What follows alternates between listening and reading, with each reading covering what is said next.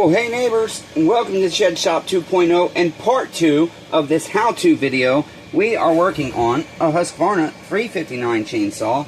In part 1, I gave you the story as to why this saw has kind of a special purpose and meaning to it for me, and how I got started on chainsaws. And we went ahead, checked our squish.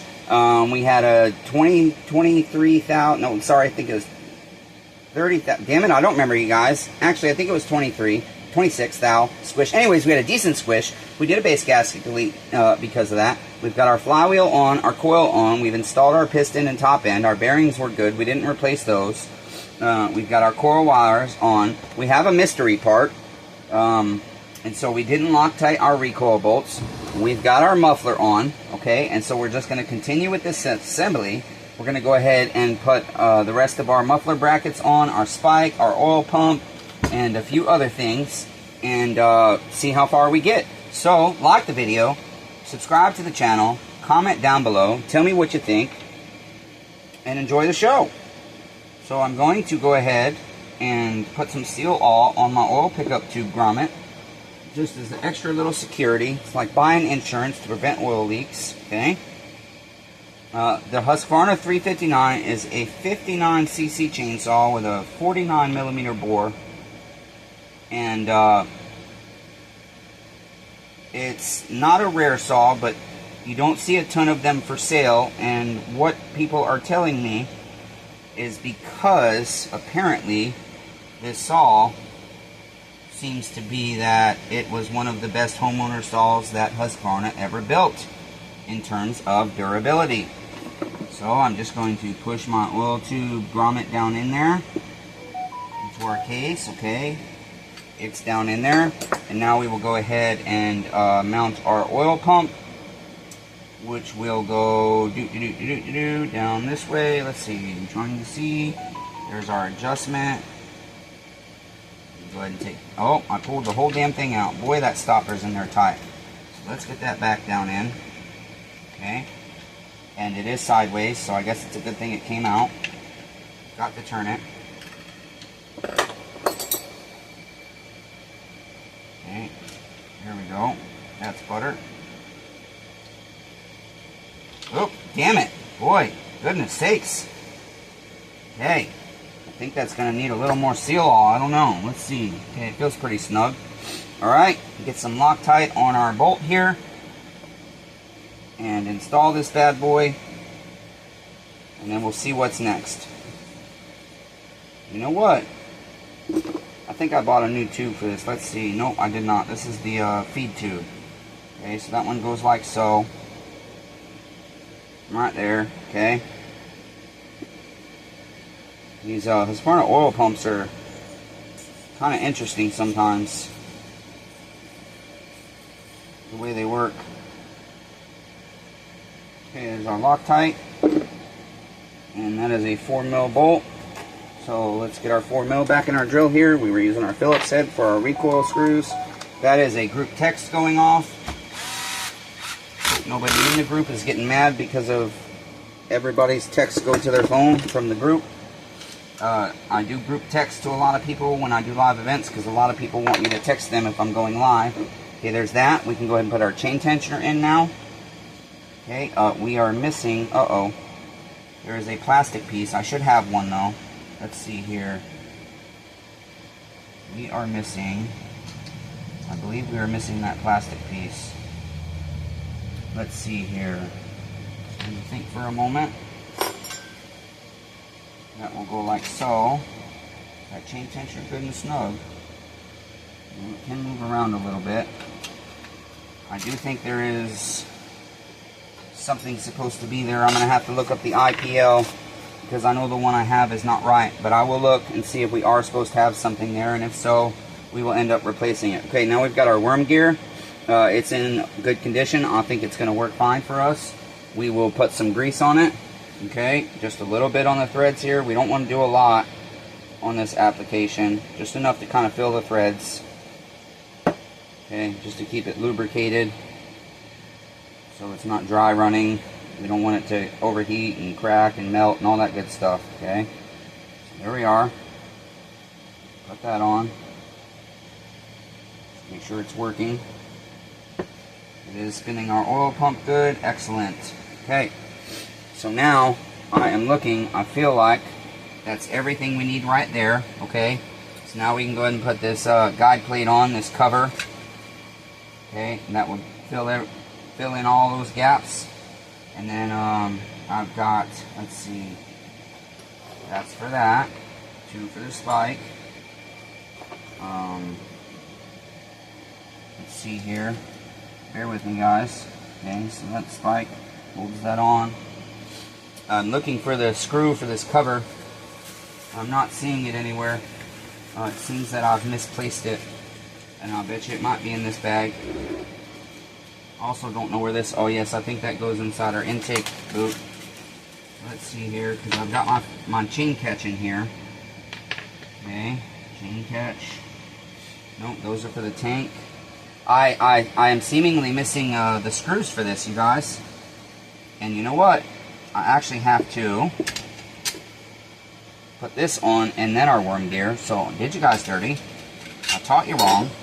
I lied to you. I made you have to go backwards if you're working on a 359. There we go. That's butter, neighbors, right? Okay, so I'm looking, and trying to determine what screws hold what. That will go there. And the little screws go in the front. This one in the side. That will go there. Go ahead and get some Loctite on our screws here. I am seemingly missing the screws to that cover, which does perplex me. Okay, here's more screws. I need to figure out where my screws are, neighbors. So I've got a mystery part, and I'm apparently missing a couple of screws. All these bags are empty. I have the box right here that we took everything out of. I don't see them in here. No, don't see them. I mean, I have plenty of screws, but I like to use what's supposed to be there. And that means I might have to look up the IPL. That's going to be for our wrap handle. 1, 2, 3, 4, 5. 1, 2, 3, 4, 5. Yep, that's for our wrap handle. Our tank has 1, 2, 3. No, that's our wrap handle. So, okay. I don't think it would be these collared screws. Those are going to go in those.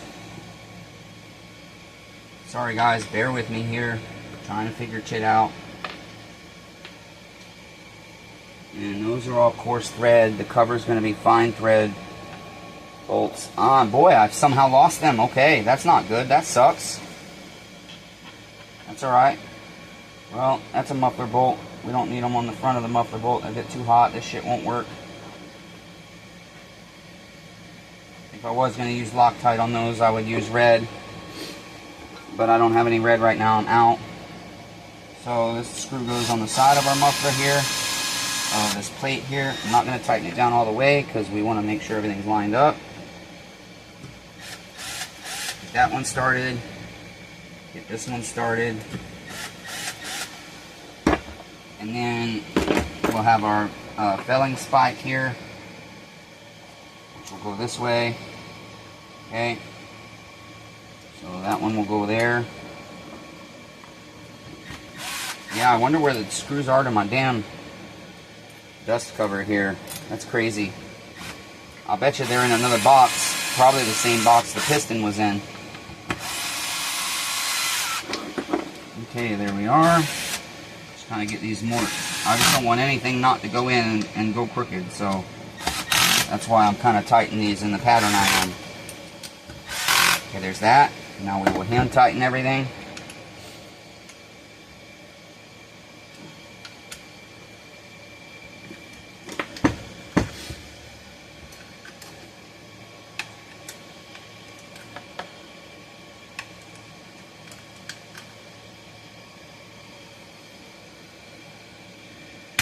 There we go. This is a ball head. That's why it did that. Don't worry, nothing broke. I do that a lot on this thing. Okay, there's that. Now, where are our daggum screws for our daggum cover? I do not know, so we're going to have to kind of skip that for now. Got my clutch over here. my sprocket. I've got a new rim spline, which it looks like, actually I grabbed a used one. I'll be damned. Yeah, I did. Let me go grab a new rim spline. Here you go, neighbors, my missing screws are making me smoke. So here's our new rim spline, 3/8 7-tooth. Okay, that will go like so. We've got our bearing here. We want to put a good amount of grease on this bearing. Okay. Too much is better than not enough for this application.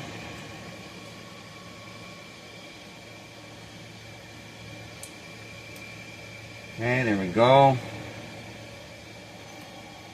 Put a little coat in here. The only bad thing about this is if a lot of debris gets in here and it's coarse like sand or dirt,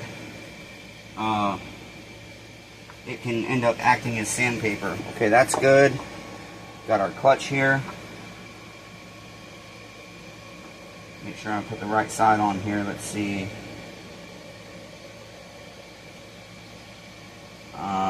Looks right.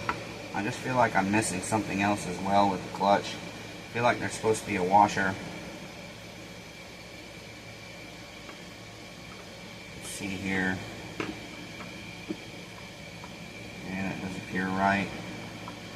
We did it the other way. Sorry guys, I just don't recollect which way this clutch face is. There's no nut to tell you. Okay, there's the lettering that says off. So that tells us this side has to go out. So I did have it wrong. And it's reverse threaded. If I can get it started here. It went nice and easy the other way. There we go. Nope, not yet. Damn, doesn't want to start. Come on, you little bastard. Okay, maybe it's not reverse threaded. I'll be damned. That's odd. Okay, this is not... Yes, it is. No, lefty-loosey. This is not reverse threaded, you guys. Damn it. Yes, it is. I'm going backwards. No, it's not. Shit, because I just turned it counterclockwise to tighten it. So, yeah, lefty-loosey, righty-tighty. Dyslexia, guys. Dyslexia. It is reverse threaded. I am so very sorry. My dyslexia gets bad when I'm in pain. It gets really bad. When I'm tired, it gets really, really bad. Okay, I think this one fits this. It does. Okay, so we'll just, this wrench doesn't fit. We'll just take this tool. Okay. Tighten our clutch down. Okay, what was that? That didn't sound good. Let me go ahead and use the impact. Make it easier.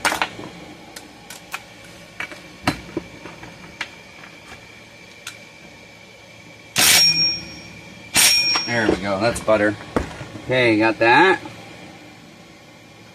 How much time are we at, you guys? 13 minutes. Okay, we can do a little bit more. Let's see, what do we want to do next, neighbors? We've got our mystery piece here. 2 mystery pieces. Okay, we are missing the screws for our cover. And boy, I did myself dirty because guess what? I can't get to that screw with the clutch on. So, gonna have to go backwards there, which means I have to look up the IPL because I don't want to put the wrong screws on. Okay, so let's go ahead and put our tank on. We're gonna have to go backwards there. I have to make sure I don't forget that. Okay, I do not recollect if I vacuum pressure tested this fuel line. I can tell you right now, I do have to put a new filter on. Okay, this one is very discolored. Trying to get the right amount of line in the tank here. Come here, bastard. The fuel line feels good. It feels fine. I don't think it needs replaced. But that's one of those things. I'll do a vacuum pressure test on it before we sell the saw. Just to make sure. Okay, and I'm going to put a little seal all where that passes through the tank. So let's get a fuel filter. This is my last one of this style. I need to order a bunch of stuff, but I don't have money, you guys. I don't have money for inventory. It kind of sucks. But it is what it is. Okay? It is what it is. Okay, there's that. And I'm going to go ahead and pull this a little extra through. I'll put some seal all on the line and then push it through the tank just a little bit.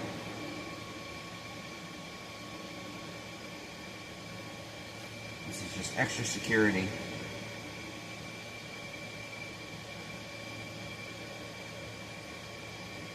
Make sure this stuff doesn't leak.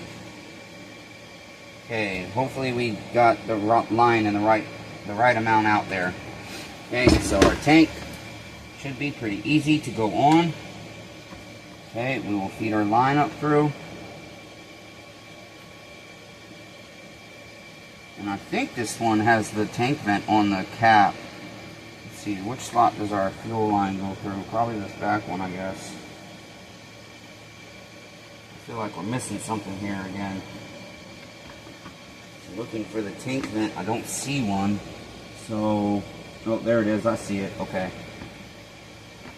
There's that. Gotta get this pin in over here. There's a pin right here that goes in through there. Okay, you gotta put that in there. Okay. And then we can go ahead and start. Oh, you know what? I didn't put the damn AV mounts on. Boy. Once I start making this many mistakes, I have to think about, okay, it's time to go ahead and stop working soon. Okay, so there's that one. And I just put it in a couple because I need to figure out where the other one goes, which goes under the recoil. So did myself dirty. Got to take my recoil off. Okay. Going backwards, neighbors. See, you don't work on a saw regularly. But when I make mistakes and have to go backwards, it should help you guys because you can remember, well, I got to put this in before I put this in. So I don't mind making mistakes. It's not like I build a Husqvarna 359 every day, so I don't know everything on this saw. So we'll move that. Move this shield. Let's get a little bit of Loctite on this. Deep six that, Chet Rod Weaver. I hate shaking this, it hurts my neck so bad and my shoulder. Okay, there we are. Put that up in there. Get lined up so it goes through our grommet there, our AV mount. Okay, get our 4mm back on here. And we'll go ahead and put that bad bitch in. That, again, tighten it.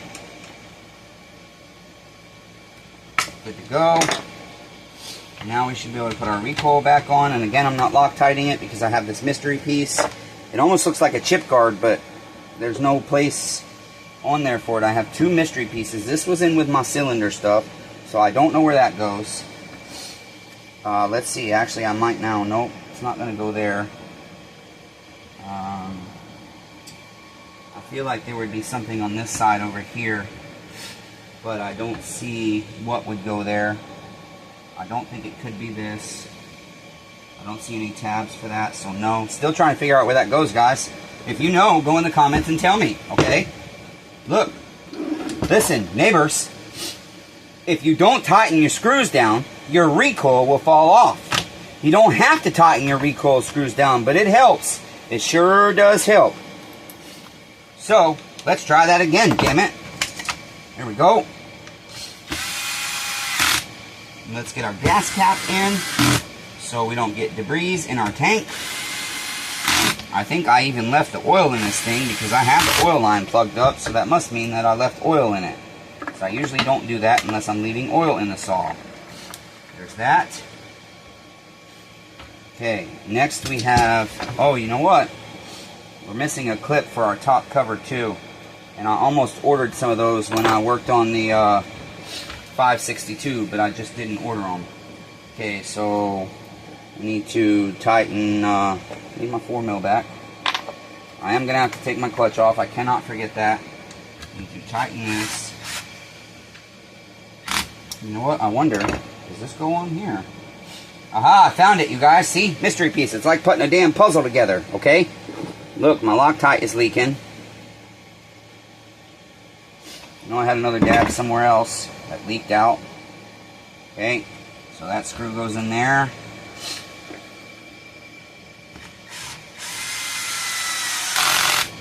And then final one, where do you go?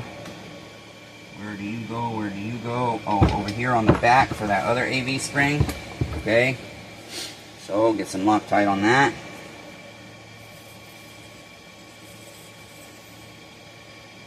And I still got to figure this bad boy out. It was with my cylinder stuff, so I don't know if I have a video of me disassembling this or not. I'll have to go back on the channel and look, see if I have one. Because a lot of times with the Husqvarnas, the IPLs I pull up are very incomplete. Okay, got that one already. That one's good. Okay, there we go. Our chain brake handle has both screws in. It almost looks like this was, whoops, almost lost it.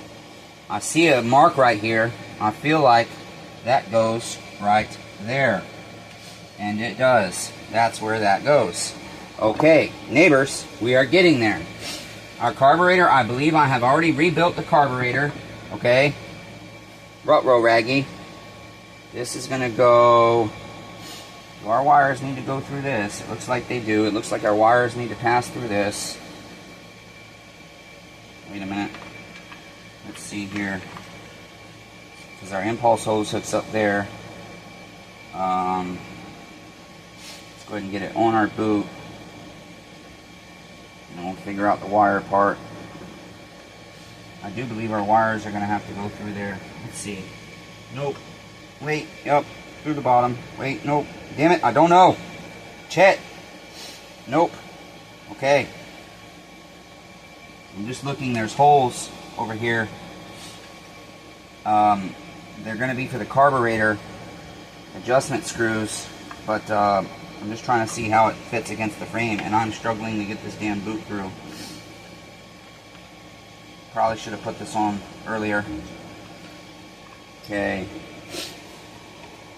Carefully get this through with our pliers. Carefully, you can use rope. It's probably better. A piece of string. Tie a piece of string around the boot and pull it through. Okay, there we go. And I also should have put seal all on that before I put it down there. Put some seal all on the nipple. So I will use a screwdriver to get some seal all down there.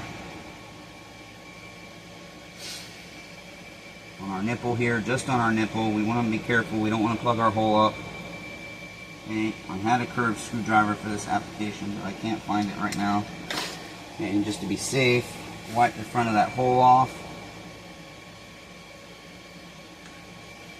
Take a pick through it. Make sure there's no seal all in there. Okay. And then we will go ahead and hook this impulse hose up to that nipple there. Okay. Really short impulse hose. Silly design if you ask me, but that's how Husqvarna did it. Okay, there's that. And that's where the hole is. It lines up with our idle screw there. Okay. Our throttle and its grommet. Our carburetor. Now this is where Husqvarnas can be a pain in the ass, and so I just want to make sure I do this right. I am not 100% certain if I rebuilt this carb or not, but it had old grommets with it. And so I was thinking I must have, but it's pretty dirty on the outside. Let me pull this cover real quick. I want to see what it looks like. See if it has new, you know what? Did myself dirty.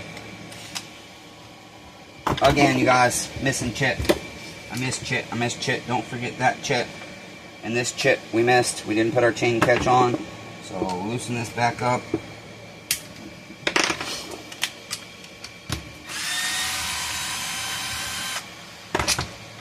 Put our chain catch on. Do our damn job right for once.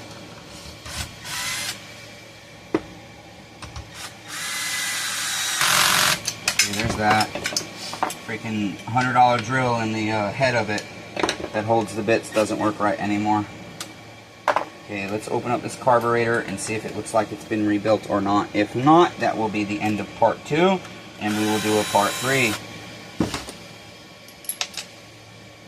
No, it has not been rebuilt, neighbors. I can tell. We've got debris on our pump diaphragm, and so I can tell the saw has not been rebuilt, or the carb has not been rebuilt. So that is going to be it for part 2. You saw the mistakes I made. we need to go ahead and take our clutch off because we have the bolts for our oil pump cover, our dust cover there. Okay, and we're going to have to figure that out. I don't know where they are. So we'll have to find those. But don't make the mistakes I made, okay? Remember, the order stuff goes in. You have to put your oil pump on, your feed tubes, and then your cover, and then your worm gear, and then your screws, and then your clutch and sprocket, okay? So, if you neighbors see those anywhere on the bench, I'm tired, and I think I'm going to end it here for the day. It's about 8 o'clock at night. I've been working since 10 a.m., and I'm sheerly exhausted. Plus, I walked the dog 1.5 miles, and I'm beat. I'm just beat, okay? So, if you guys see them... Uh-oh. Oh, that must be out of the bearing from the 170 we just did. If you guys see those screws anywhere, that's for our carburetor. Please let me know. This is a Walboro, right? HDA, so I do believe I have the kit for this. I know I have HDs and HDCs, but I don't know if I have an HDA kit. There's our new spline. I don't see our screws, you guys. I'm baffled. I'm baffled because we've got 1, 2, 3, 4 for our wrap handle. Which, you know what? Let's throw that on real quick and then we'll end. That will take one more thing off the bench. And will help us try and figure out where our screws are. The less we have in our way, the better chance we have of finding our screws. So, this one is going to have 5 screws. I think I just said 4, but it's 5. We've got 3 long ones for the side and 2 short ones for the bottom. We'll go ahead and Loctite those. Did you guys see what I did with the Loctite? Did you guys steal my Loctite? There it is. Okay. Loctite these. I'm just going to put 2 in and then we'll end the video. I hate doing this. It hurts so bad. But when I leave this on the side, it leaks all over my bench. Sometimes I'll make a puddle of it and just use my finger to take it out of the puddle, but I forget to do that. It's what I should be doing. Okay, so get this where it needs to be. Put that screw in, line it up. Switch my bit again here. And we'll go ahead and put that in. Loctite all these screws. Okay, so that's honestly, there's no reason you guys see what I'm doing. There's no reason to continue on this part. So this, I'm just going to finish putting this handle on, and then I think I'll call it a night. And so tomorrow we'll go ahead and do a part 3. I'm going to have to look up what size bolts we need for that cover. I'm sure I have them, but I just have to look them up. And so, neighbors, what do we always say at the end of our videos? Be kind to one another. Everyone, every human being on the face of this earth is facing a battle, okay? And you might not know nothing about their battle. And so, when you're out in your community or you're dealing with your family, be kind to each other. Be patient with each other, okay? One of my things is I lack patience, and when we're frustrated, we end up taking it out on total strangers sometimes. And they're total strangers, so you have no idea what they might be dealing with in their life. They might have just lost their child, or their husband, or wife, or mother, or father. They might be struggling with mental health and on the verge of suicide. And we could be the ones that just say something negative to them, or just short with them, etc., and can send them over the edge. And I hear stories a lot of what was the final straw. The final proverbial straw that broke the proverbial camel's back, and somebody ended their life. And a lot of times what finally sends somebody over the edge, and I know this because people that have tried to end their lives but failed, what finally sends somebody over the edge is usually something simple that just triggers multitudes of traumas and losses and frustrations and failures and mental health issues that they've been battling with for part or all of their lives. So, once more, be kind to one another. Everyone is facing a battle. I love all you neighbors, even though I really suck at it. Until next time, #persevere, right?